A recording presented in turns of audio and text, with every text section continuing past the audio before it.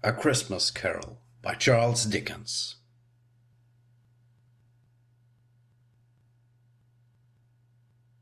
Preface. I have endeavored, in this ghostly little book, to raise the ghost of an idea which shall not put my readers out of humour with themselves, with each other, with the season, or with me. May it hunt their houses pleasantly, and no one wish to lay it.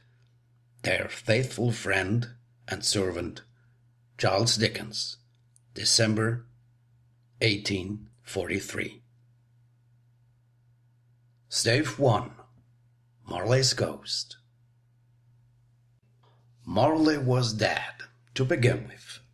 There is no doubt whatever about that. The register of his burial was signed by the clergyman, the clerk, the undertaker, and the chief mourner. Scrooge signed it, and Scrooge's name was good upon change for anything he chose to put his hand to. Old Marley was as dead as a doornail. Mind, I don't mean to say that I know of my own knowledge what there is particularly dead about a doornail. I might have been inclined myself to regard a coffin nail as the deadest piece of ironmonger in the trade. But the wisdom of our ancestors is in the simile. A man hallowed hands shall not disturb it, or the country is done for.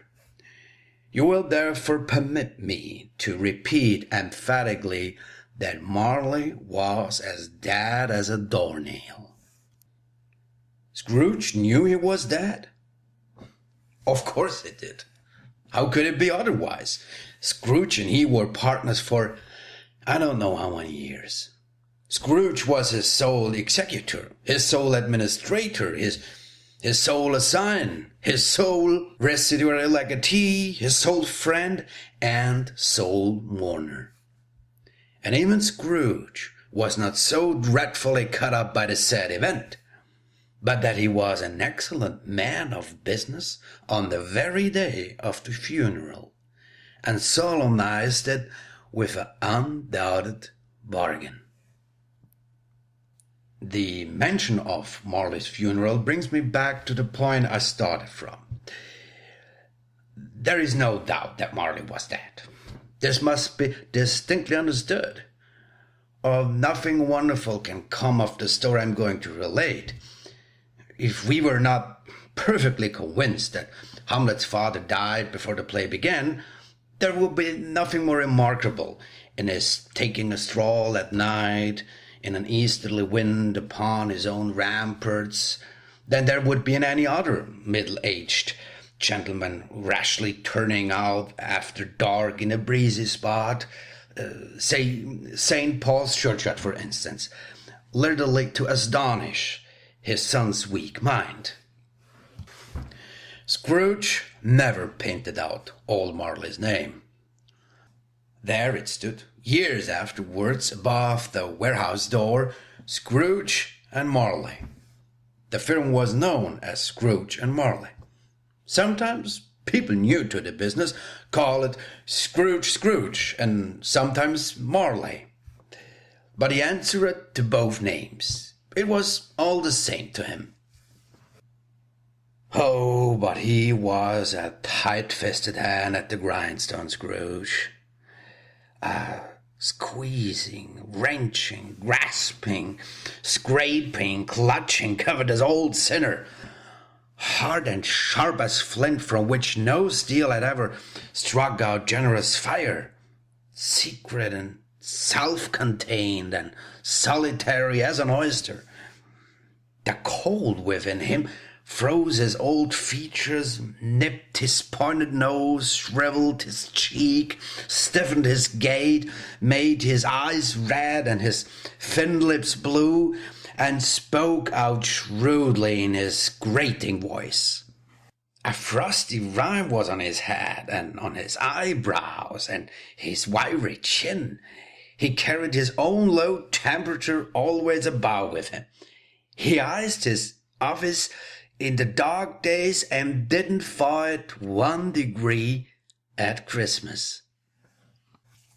External heat and cold had little influence on Scrooge. No warms could warm, no wintry weather chill him. No wind that blew was bitterer than he, no falling snow was more intent upon his purpose, no pelting rain less open to entreaty. Foul weather didn't know where to have him. The heaviest rain and snow and hail and sleet could boast of the advantage over him in only one respect. They often came down handsomely, and Scrooge never did.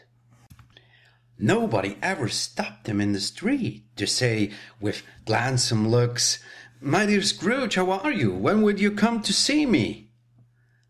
No beggars implored him to bestow a trifle, no children asked him what it was o'clock, no man or woman ever once in all his life inquired the way to such and such a place of Scrooge.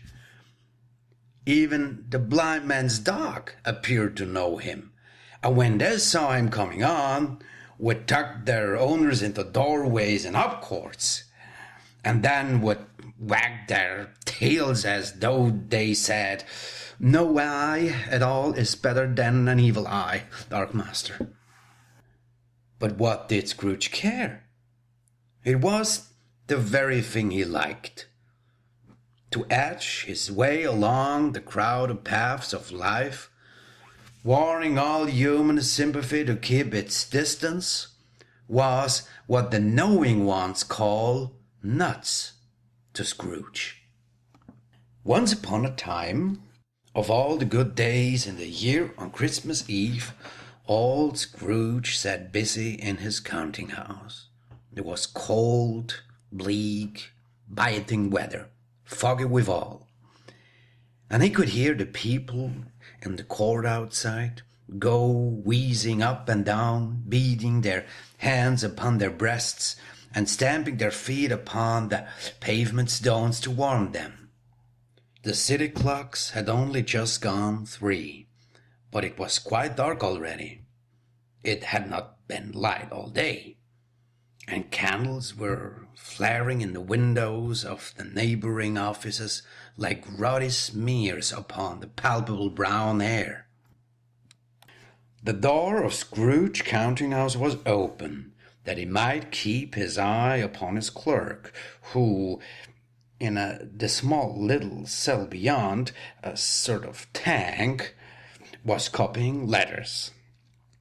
Scrooge had a very small fire, but the clerk's fire was so very much smaller that it looked like one coal.